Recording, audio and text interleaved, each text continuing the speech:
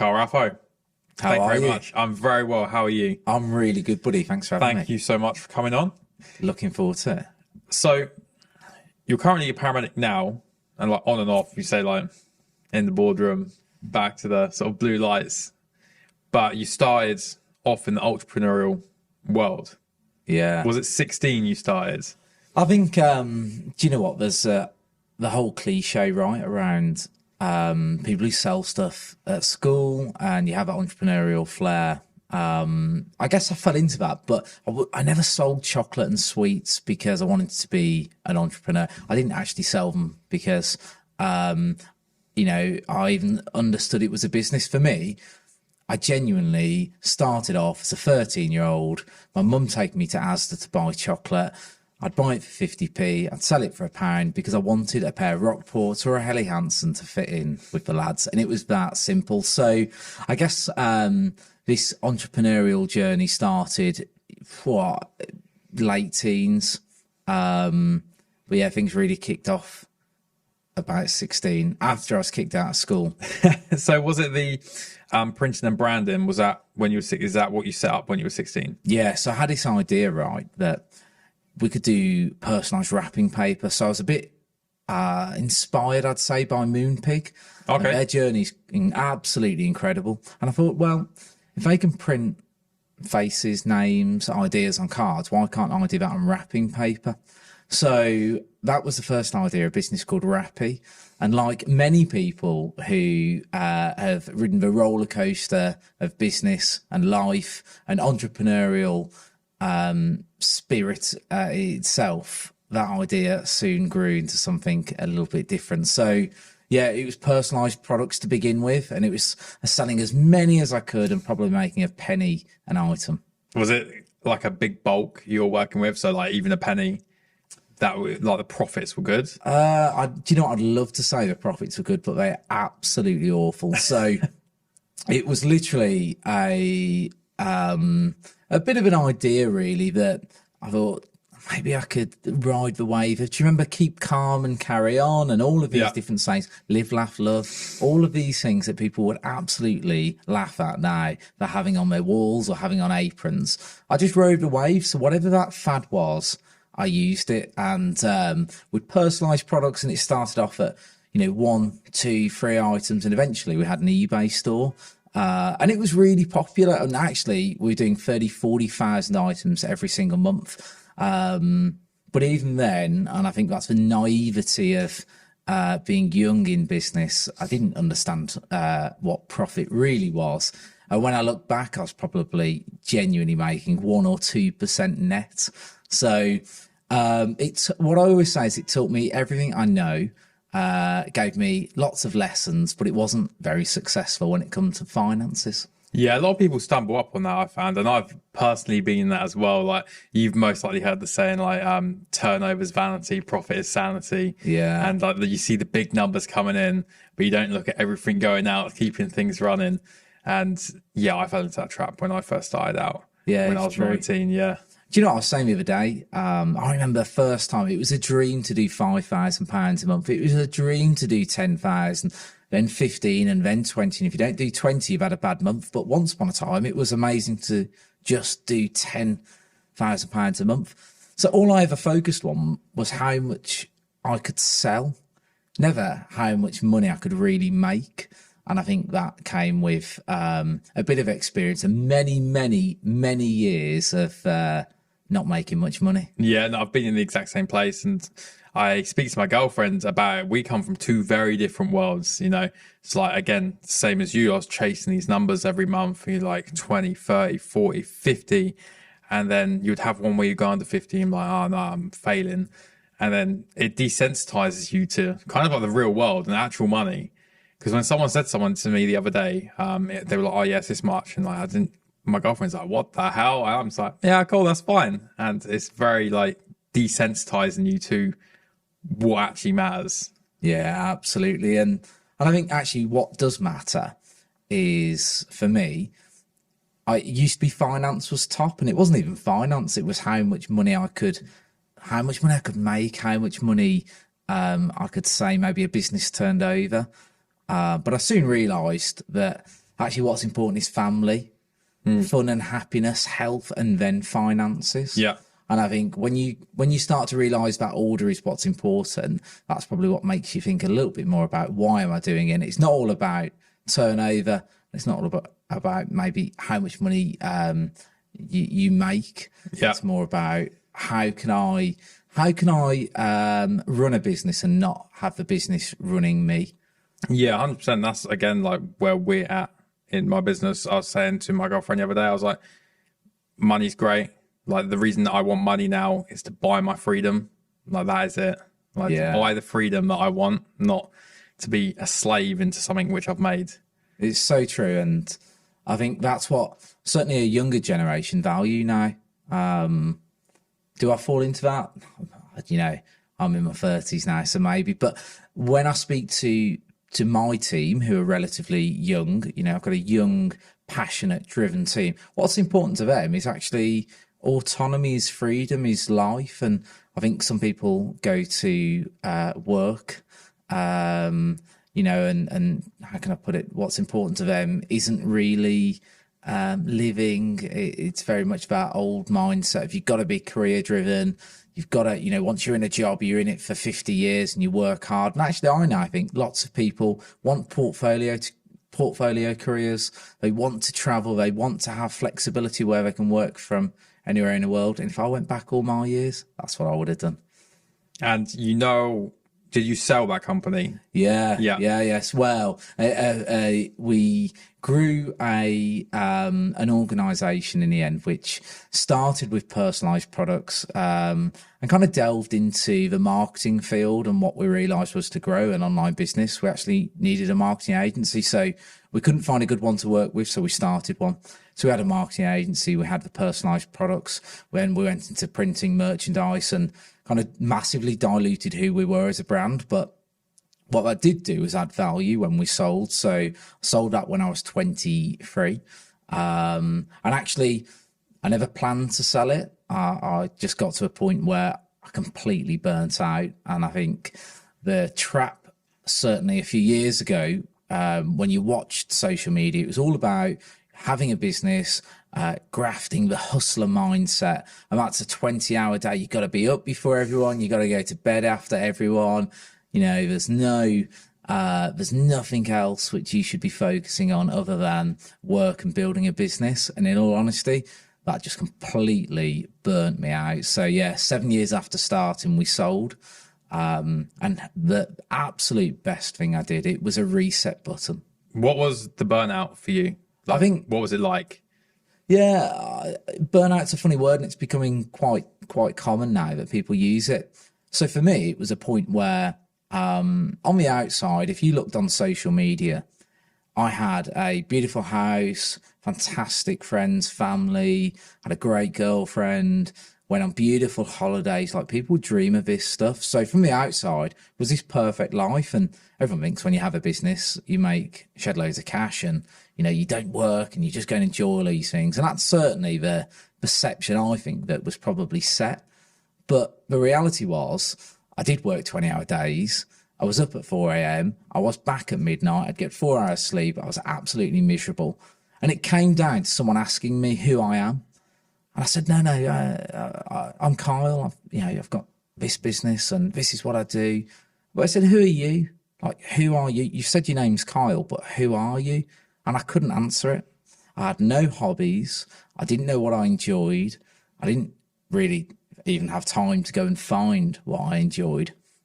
And I think that was a point that I started to realize that I'd become obsessed. I'd just become obsessed with growing that top line of, you know, I wanted a 7-figure business. That's all I cared about. So those feelings really compounded over a year.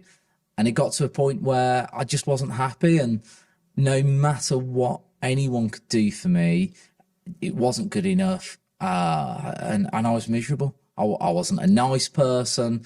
I use a great analogy, I think, about being in bed. And being in bed is blame, excuses, and denial. So I spent all day in bed. If something went wrong, I'd blame someone else. I'd find an excuse because it wasn't me, or I'd deny it hadn't, it didn't happen. It wasn't that way. And it was bullshit. It was absolute bullshit from me. So I fell into this poor mindset. My mental well-being was abysmal. And yeah, I got a kick, and on the 28th of December, I still remember it. I woke up and I thought, I just can't do this anymore. So that was a changing point. So yeah, so I sold a business a month or two after, and like I said, best decision. It was a reset button. Yeah, I've again going back to sort of that burnout phase. Like, I think most business owners who have gone into that like hustle do hit that. Yeah, I think it's a turning point. It's like a make or break point for a lot of people. I know friends who have hit it and they're like, I'm done, but they don't want to sell the business. Says I'm going to shut it down. And I hit it and I was like, I'm done. But then I was like, I'm going to work on myself and I'm going to change me, which then changes the business. Like, I went out, found my hobbies, found my purpose. Business is still running, but it's a slight different trajectory now, but it's a better one, like 100% a better one. So you mentioned like your mental well-being. Was it quite bad, like your mental health in that period, would you say? I think mental health is a new word. Yeah. 10 years ago, you didn't, I'd probably never heard of it. And I certainly didn't understand it. So that was 7 years ago when that happened. And I probably wasn't in a place myself. And you talked about working on yourself. That was a big learning curve for me. I wasn't in a place where I even talked about it or recognized it. But on reflection, I was super low. I was super low, didn't recognize it, wouldn't accept it, because I absolutely wanted to be who I thought people would want me to be, if that makes sense. Yeah. So I lived a life to please others. I would put a smile on my face because I'd want someone else to be happy. And that was the realities of it. So I think I was low. Look, there are people who have much tougher gigs than I've had in life. I genuinely think I've been blessed, and I really can't say that I was the lowest of all lows, but it was a roller coaster, and I've had highs, and that by far for me was enough to press that reset button and say something needs to give. Yeah. So you reset. What did you do next? Did you take a break or? Yeah, well, do you know what? I read a book. So it was over at Christmas break, and I didn't really know what to do. I knew I was unhappy, and I kind of thought, look, I need to work on myself. And people don't do that. We spend a lot of time working on relationships externally. We spend a lot of time working on work or business if we're business owners. We never really work on ourselves. So, but right, that's kind of my goal. So I decided I was going to spend a year focusing on how could I be the best person, and actually how could I be healthy, happy, and I was 4 stone heavier then, so I was a big lad. And there's a photo which a good friend of mine always shows me, and I look back and think, God, how on earth did I get to that point? But it was just bad habits. So read a book, was quite inspired by the book, and it's really relatable. And I think some of those things in there really focused around taking accountability, having ownership, and ultimately being responsible for your actions. So I really started to change my life. And what I realized was actually when you are accountable, when you do own your shit and you are responsible for everything that happens, suddenly things get better. So out the door went all of those blame, excuses, and denial. In came all the positives, and I started to bring in what I wanted in my life, who I wanted, what I wanted, and how I wanted it. But a bit of a curveball is that one of the books I read was a book about a paramedic, and I thought, oh, this sounds pretty cool. And I actually met someone who was a paramedic at that same point. She said, look, it's a great life. You drive around on blue lights, you get to have loads of fun, you got a wicked team around you. And I thought, well, why not? And one thing that really attracted me to taking that kind of boardroom to blue lights opportunity was the idea that every time I think I'm having a shit day, I can tell you now, someone else is having a worse day. So it really kept me grounded and still does keep me grounded. And do you know what? I was an absolute grey man because no one knew who I was. No one knew who I am, really. What they knew was Kyle, the paramedic. So all of those things which I think I certainly struggled with mentally around the pressures of having a business, of the expectations of, I guess, the world on you. And especially for me, when I started a business at 16, I had lots of media attention. So I'd been kicked out of school for breaking a healthy eating policy, which is wild. So Jamie Oliver brought in no sugar in schools, and suddenly my school said, well, you can't sell chocolate and sweets. So I carried on. I thought, there's no way they'll boot me out. Well, let me tell you, they did. So I got kicked out of school for breaking the healthy eating policy. I ended up working with Peter Jones through his Peter Jones Enterprise Academy, it's now called. We were the guinea pigs for his Midlands branch of that. And that was exciting. And I think along the way, there's lots of pressure, isn't there? Societal pressures to perform.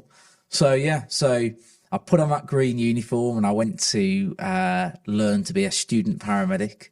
How long does that take to train from like not really knowing the industry to going out into the field? Well, I knew a little bit because I'd done some voluntary stuff, so I'd always been keen. Do you know what? I would have loved to have been a doctor, but in all honesty, I just didn't fancy uni for 7 years. I certainly didn't probably have the intelligence to apply myself at that point. So I'd been volunteering as a first responder, and that was quite a cool little gig, to be fair. And look, I was 18 when I started doing that, and it's a bit of an escape because, again, you put on the uniform, you whisked around, you had some kit, people called 999 and you turned up, and no one knows these people do it voluntary because you wear often the same uniform. You turn up in an ambulance car, with blue lights, with the green bag, and you walk in. So people just presume it's a job, right? So I did that. And in all honesty, looking back, I thought I knew absolutely everything, and I knew so little in terms of what being a paramedic was like. So I had a base knowledge.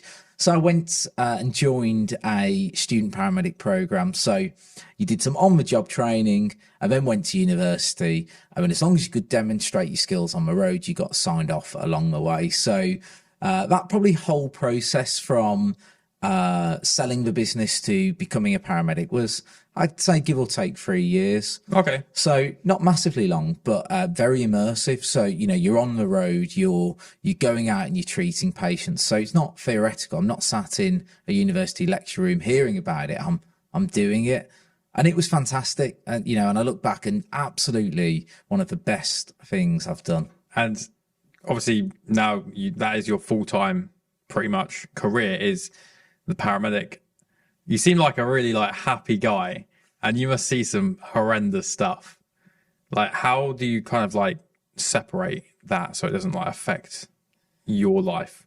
I think one thing that I learned through that time of actually finding myself was, who do I want to be? So when someone says, who are you? Now my answer would be someone who spreads infectious positivity. And I used to laugh at people, right? They talk about energy and they talk about vibes. And I read a book, Good Vibes, Good Life. And I thought, oh, this is interesting. And to be honest, it changed my life. And is that the one? It's got a white cover, gold writing. Vex King. Yes, I've read that. Yeah, amazing. And I've read it. Well, I've read it loads now. And it's just a good reminder of who maybe I want to be. And that person is, like I said, infectious positivity. So I see awful things, and I have seen awful things, but actually I'm seeing it, I'm not living it. So the people I'm going out to have got it a million times worse. Absolutely. They're calling in that moment of desperation. So while I do see it, I think there's got to be a mental separation between, the things you do and the things you see and the rest of your life. I can't say that I don't block certain things out, because anyone who says they would like to relive certain memories, I think would be absolutely lying. But I just try and go to work or go to the office or live life in a way that spreading positivity is really my priority. So some people you can help, some people you can't, but you can always be positive and you can always try and bring some good energy into something. I'll make an awful paramedic. I ain't gonna lie. Like blood for me, no thank you. Like I don't know what it is. If I see loads of it, I'm like, my brain's like, yeah, see you later. But even like needles for me, Yeah. like, it's get them out. I'm like lying on the floor, all right, okay. You're not the only one. You're not the only one. And do you know, I don't like blood. I don't like vomit. I don't like bones. I don't like eyes. So to be honest, I'm probably the worst paramedic. Yeah, you picked it up pretty. It doesn't work well. And my crewmate, I don't know how she put up with me for so long, to be honest with you. But she didn't mind any of those things. She liked like the gory. So yeah, she kind of helped me out really. And God, the things I went to and thought, why on earth am I doing this job? I couldn't count. And you know, it's not pretty. And when you see bones sticking out and, you know, eyes which have, well, you know, not had a good time, let's say, or something poking through an eye, well, it made me feel sick, to be really honest. So yeah, not a job which I was probably born for, but one I found and one I enjoy. So it's interesting. That's kind of a big part of life now. So I do less on the road, less on an ambulance. Yeah. And after all, not all paramedics wear green. So a big part of what I do now is getting these bleed kits out into the public. So a lot around education, a lot around research. And actually, I found a really cool opportunity where you can go and be a paramedic and do expeditions all around the world and get paid to have fun. That is the dream. Just getting paid to do what you love. But going back to the sort of paramedic life for a minute, I remember when I spoke to you on the phone, you mentioned a lot of the call outs you got, like more recently, were mental health related. And you were seeing a lot more of that. What did that generally look like when you turn up and it was like mental health related? I genuinely think that 10 years ago, I don't think there were many calls for mental health. I don't even think it was probably a way to triage it. And there's certainly no support. I know that the last 5 years, my personal experience is that at least half, if not more, I'd say close to 80% of jobs in some way related to mental health. And that might be someone who's in crisis or someone who's literally at that point of saying, I need help, because they don't feel like they can continue the way they are. And other times it might be a long-standing alcohol issue or drugs addiction is huge. We see it a lot in Birmingham. So if the accent didn't give it away, I knock around on an ambulance in the Midlands. So we see addiction and alcoholism. But when you go back to the root cause of that, a lot of it is an escape. It's down to their mental well-being. So yeah, in answer to your question, mental health is huge. I genuinely think, if not, like I said, 80% of jobs we go to in some way relate to it. Really, 80? That's Yeah. a lot. Yeah. A lot. And sometimes, you know, these people who we talk about high volume service users, so these people who call regularly, and some people think, oh, why they're calling, right? They've got nothing wrong with them. So why do we keep going? But they're calling for a reason. So even those people, some of our highest volume callers, when you sit down, you have a cup of tea and you break those barriers down and be a human with them, actually, again, comes down to they've got poor mental health, low self-esteem, and really just want someone there to talk to, someone to care for them. And that's really the role I think that a paramedic is becoming more and more. We're not just there now for emergency treatment. We're not just there for life-threatening calls, although in all honesty, we should be, because that is what we're really trained for. We're becoming primary care specialists, so people who have urgent issues, non-emergency issues. We're there to help with mental health. We're there to help with so much more than just the blood, sweat, and tears that maybe people expect a paramedic to come across. So how would you, or do you go around sort of treating like a regular caller? Do you sort of refer them to someone so they can sort of seek help, or how does it work? I think fundamentally, the way that lots of people treat it is that we go in and we go out as quick as possible because they're seen ultimately as a nuisance, and that is 100% not the right way that we should do it. And I've taken a very different approach, and I think again, going into paramedicine a little bit later in life and with a different head on my shoulders, I try to always sit down and ask questions, and it's not always a medical reason that we're there. And lots of people just, like I said, go in and get it done as quick as possible. And I'm not saying that that's everyone, but obviously when you go to the same person time and time again, you can get this learnt belief that maybe they're just wasting time. But actually spending that extra bit of time with them and understanding and trying to help and referring them, and there's lots of support services out there that we can refer people to, but it's trying to understand the right one. So yeah, it's a bit of a minefield. How do we help these high volume service users? Can I say I ever successfully stopped someone from calling? Probably not, but like I said, they're calling for a reason, so we've got to be there to help. I'd say a lot of people that do struggle with mental health look perfectly normal. Yeah. Like without them calling for help, you would pretty much never know. Like we're good at hiding what is going on. Absolutely. And I think relatability was huge for me. So I kind of speak to these people with a sense of knowing how I felt. And from the outside, I had a perfect life. I had everything you could want.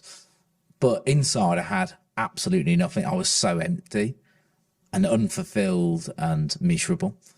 So knowing that, you have to kind of chip away and get those barriers dropped down, don't you? And it's not a case of going in sometimes and wiring them up and doing an ECG and checking their blood pressure. And I don't know why someone's oxygen levels would particularly be a deciding factor when they're calling with their mental well-being. But with the medical head on, that's what people would do, because they've kind of often go to patients who need that medical care. So we don't really have much training on mental health, and it is 99% self-taught. So, when you've got that learned experience, when you've lived through some of these challenges, it's easier to relate, it's easier to communicate, and it's easier maybe to break some barriers down, because I was talking as a human, as a person, as Kyle, not as a person who is a paramedic. I was literally trying to talk to him as me, as a human. That's kind of crazy how you don't have that much, like in the is it the NHS, like the whole, they don't provide that much mental health at the moment, or are they doing more now?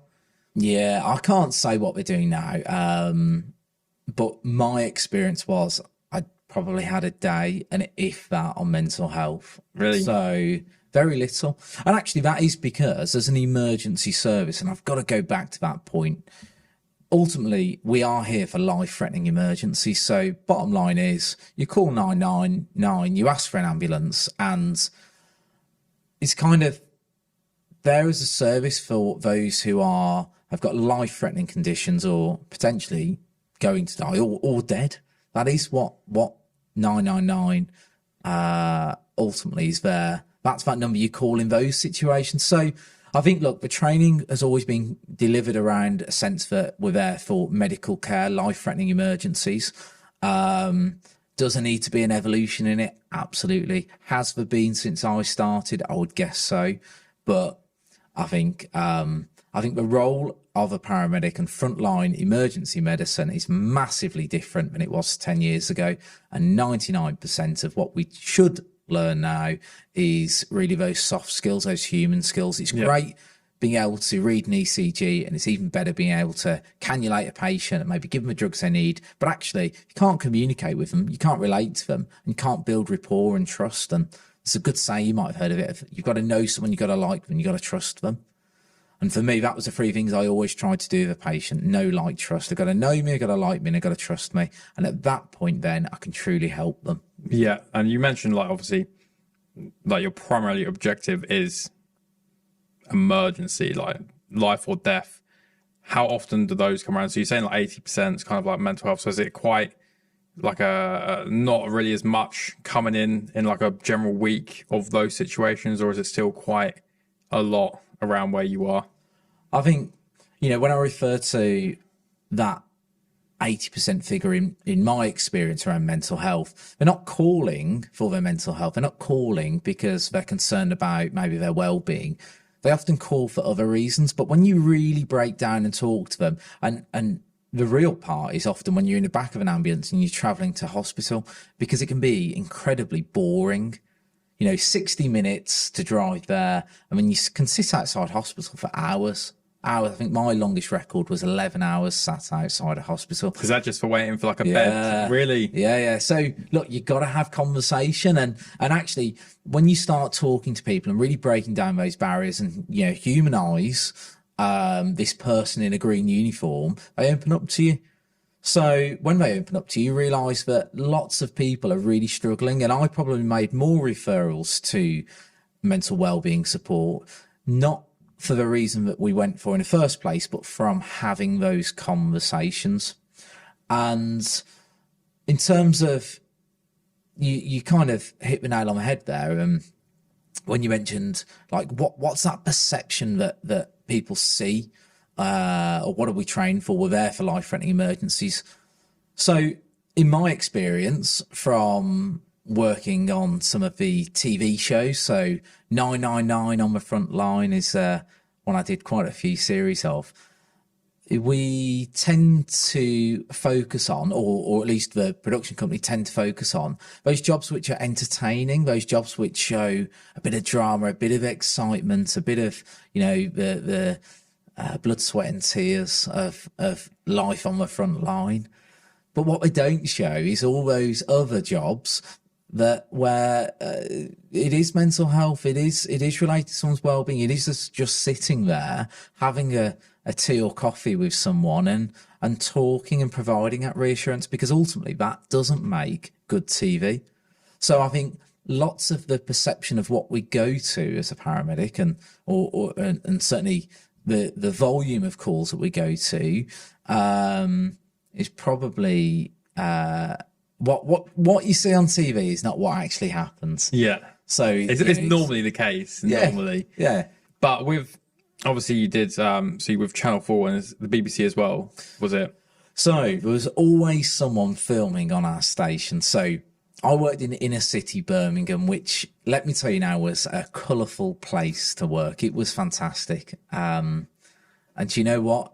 You can really cut your teeth there because you do see the weird and wonderful. But on my first day going in, this was day number 1, was film crew, and I can tell you now, almost every other month there was someone filming. So we've done lots of bits over the years, and actually since I've left frontline work, some bits for the BBC promoting our bleed control kits, lots of news channels, and but they all ask the same things. They all want to know what makes good TV. They all want to hear the kind of the worst stories, or they want to go to things that viewers want to see, which is someone maybe delivering a baby or a car crash or something that makes great visual TV and conversation.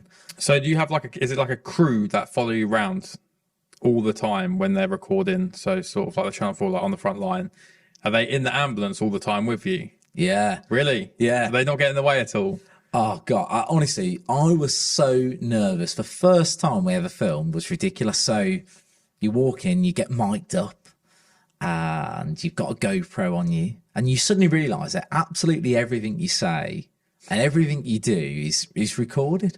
So you sign your life away, you sign a waiver to say whatever happens, they can use this content. And I think, oh God, what am I doing here? And then in comes big camera and a producer as well who follows you around. So in your ambulance, you've got yourself, your crewmate, you're all mic'd up. There's more GoPros than you can imagine around the ambulance, inside, outside, in the back, out the front. It's a bit wild. And then in the back, you've got your person with the big camera, and you've got someone there kind of making notes. And really, I think their job is to also manage that situation. So they speak to family when we get to a job, and actually make sure a patient is happy being filmed, because no one calls 999 and expects a film crew to walk. I was just about to say, like, you're fighting life and death, and you got a camera crew just appear. It's more civil than you'd imagine. So a lot of the conversation that we have is is this suitable? So certain jobs which we just do not film. And that can be down to us not feeling comfortable as a crew. And ultimately, we do make the decisions on that. So there's some really sensitive topics which we cover. And you have to bear that in mind. And after all, our number one job is not to make TV. Our number one job is to be there to either save a life or provide immediate care. So we do say no to certain things, but there's been some interesting ones where we've knocked on the door. They're more than happy to be filmed. In fact, they absolutely love the idea of being filmed. I had one lady said, "Yeah, I'd love to be filmed, but can I just do my hair and makeup first?" We did explain that she'd called 999 and it was or allegedly a life-threatening emergency. Luckily for her, it wasn't. But yeah, her priority was hair and makeup, and that one did make the cut, actually. But in terms of like what you can't, like when you make the call, I'm assuming it's gonna be pretty bad, like pretty like horrendous, like car pile up or something like that, where you're like, we need to work. Is that the kind of? Yeah, there's one which always sticks with me, and we went to someone who'd sadly took their own lives, and I think that was super memorable for me. This person was my age at the time. They went to a school very near to where I lived. So, I kind of grew up knowing of this person. So, that for me wasn't right to film. A, because the family and the sensitivities around it. And also because I don't think there's any dignity in doing that. And I don't think that's what we're there for. I think what should be made when we look at these ambulance programs is a factual representation of actually what we go to. It's not all about entertainment. Surely we're there to make a documentary ultimately about what life is like on the front line. But in doing so, we've got to remember that, like, is there any benefit to showing jobs like that on a national TV channel? Probably not. Yeah. So sensitive jobs like that, we don't film. And actually that one I find it difficult as a person, that job. So why on earth would I want a film crew there as well? Because it can be an added pressure. So that was a big no. Another one, sometimes people just don't want to be on TV, and absolutely right. So, they don't want to be on the TV. Maybe they don't want the children on TV, or maybe they're doing something and someone doesn't know they're doing it. So they don't want to be on TV for that reason. And we did have a few jobs where people were like, look, it's not you, it's me sort of situation. And they're like, I've told this person I'm not at work today for another reason. Or, we had some colourful experiences and excuses, but bottom line is you don't want to be filmed. We don't film you. And then leading on from like your time as a paramedic, you founded MIR. Yeah. The sort of first aid kits. We did. So we founded an organisation called MIA, and what I found, certainly on the front line, is we'd go to these horrendously awful incidents and people would bring out this green plastic first aid kit, and in there was a couple of plasters, pair of gloves and a bandage, none of which are designed to save a life. So we all reach for first aid kit when something happens, but fundamentally they're flawed because the equipment in there isn't right for the modern age and isn't really right for any emergency. And when I did some research, I realised that actually they haven't changed in decades. The products are pretty much the same. Yes, the plasters might be stickier and the bandage might be slightly more absorbent, but bottom line is they're not fit for purpose. So I met someone called Brad, and Brad is a paramedic, and he had an idea of modernising first aid kits. And by modernising, I mean designing them so they truly save a life. So that's what we did. We ended up creating MIA, which is an acronym for Medical Emergency Response Equipment. And our number one goal is to get these life-saving kits out on every street corner, in every business, in every school, and really give people the tools and knowledge to be able to save a life when that unexpected emergency happens. Yeah, because I know exactly what you're on about with the little green plastic kits, because we used to have them before we moved to our new ones. And we have had accidents in the company where you're just like rummaging through, like, wait, is this going to do it? I don't know. We're going to just bodge something together here. Whereas you have dedicated, like, heavy bleed kits, bandages, like heavy duty stuff. Some first aid kits don't even have tourniquets in. Yeah, most don't. Most don't. And actually, people wouldn't know how to use them either. So part of what we're trying to do is provide not only the equipment but the knowledge on how to use it. And we do lots of free resources, totally based around educating people on how to use these products, because you can have all the kit, but if you don't know how to use it, it's going to be pretty redundant.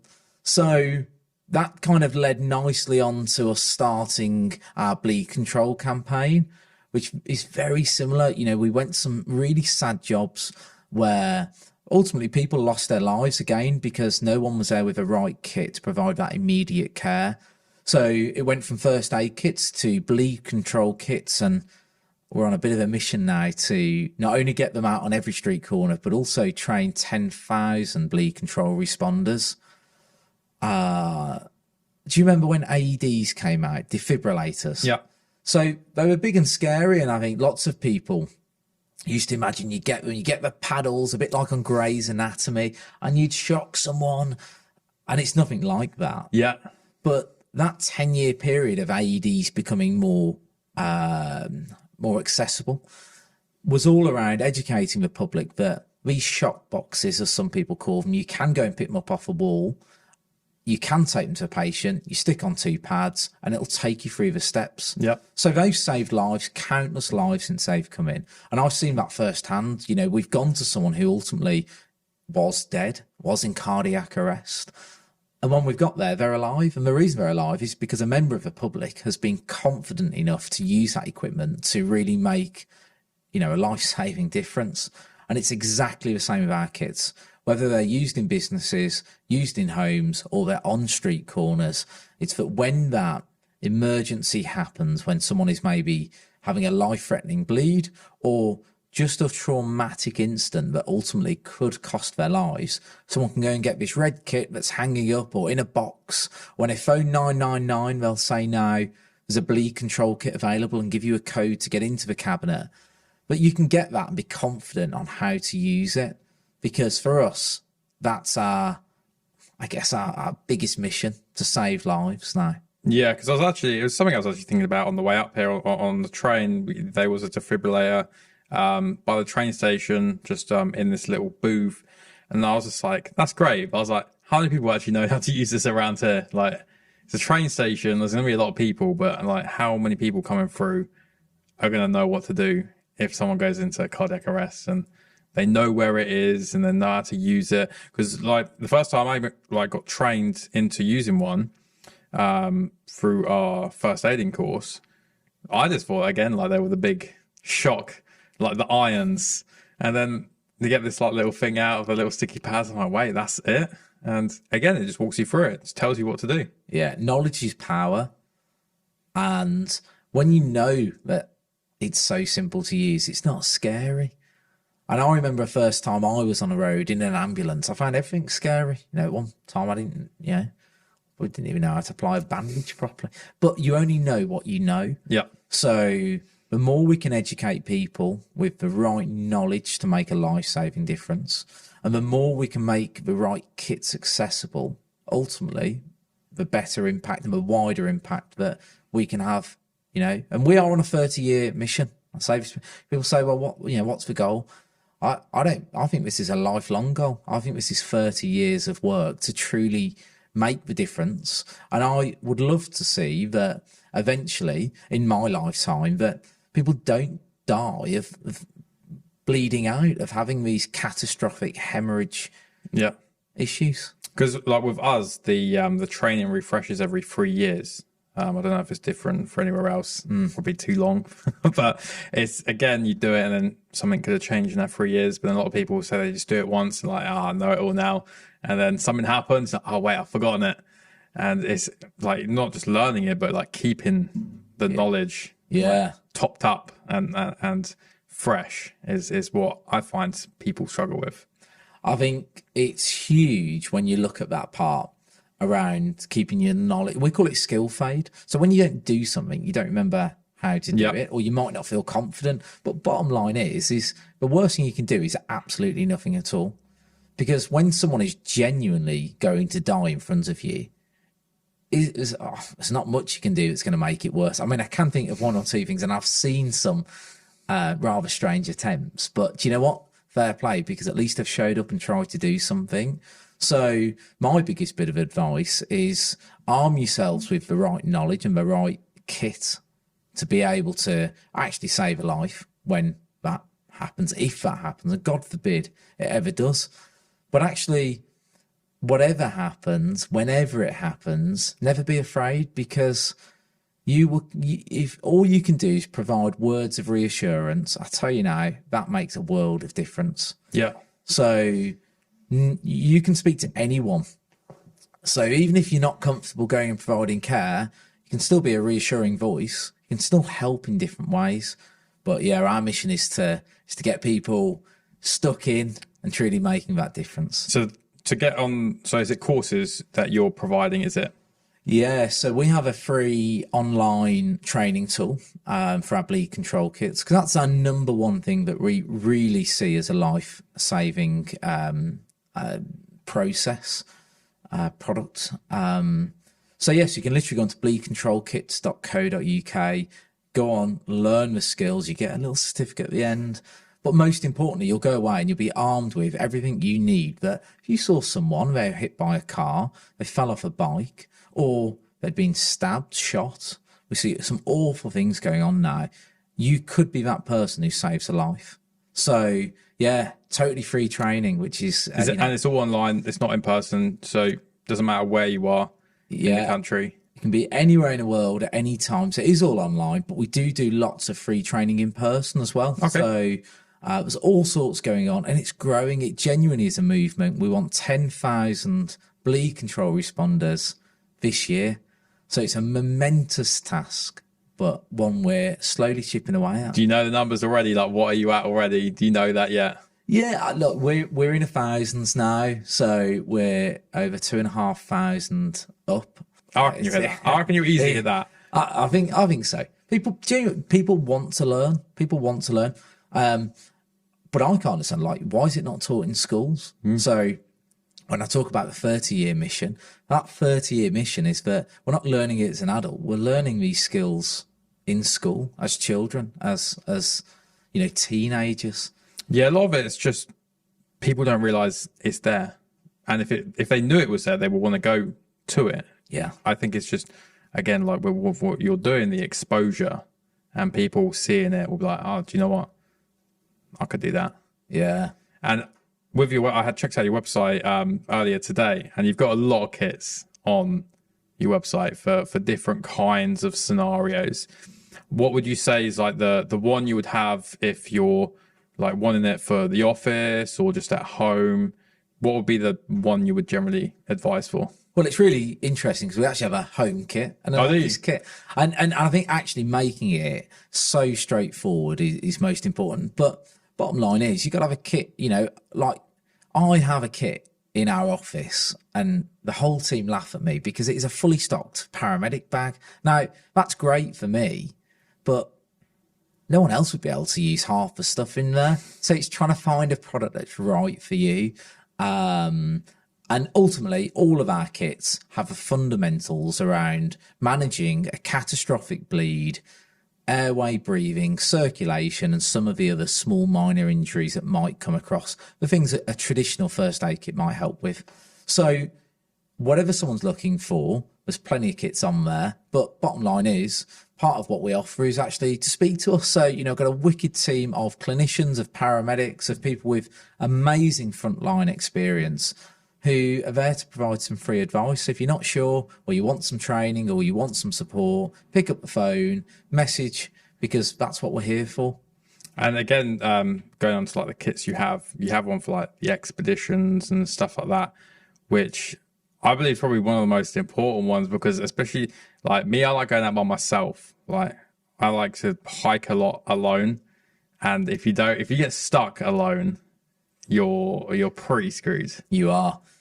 There's a film, and I can't remember which one it is now, where didn't he saw off his arm? 127 hours. There you go. So maybe we need to include some sort of saw in there. Yeah. But, Yeah, do you know what? Being prepared is huge, and we see our kits going out to search and rescue organisations all the time.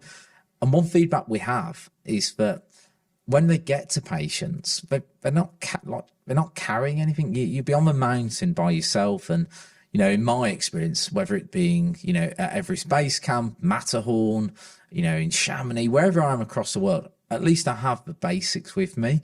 And there's been a couple of times when I've not been working; it's been purely for pleasure, traveling and exploring, and that kit's come in handy. And when you're 4,000-5,000 meters up a mountain, there's no one coming quickly to you. So yeah, that's probably my little top tip from my climbing and expedition experience. Have the basics right. Yeah, I mean, I recently came back from Brecon, did a weekend out there, and I loved it. And it was like icy, like real slippy, like snow. It was quite deep snow still.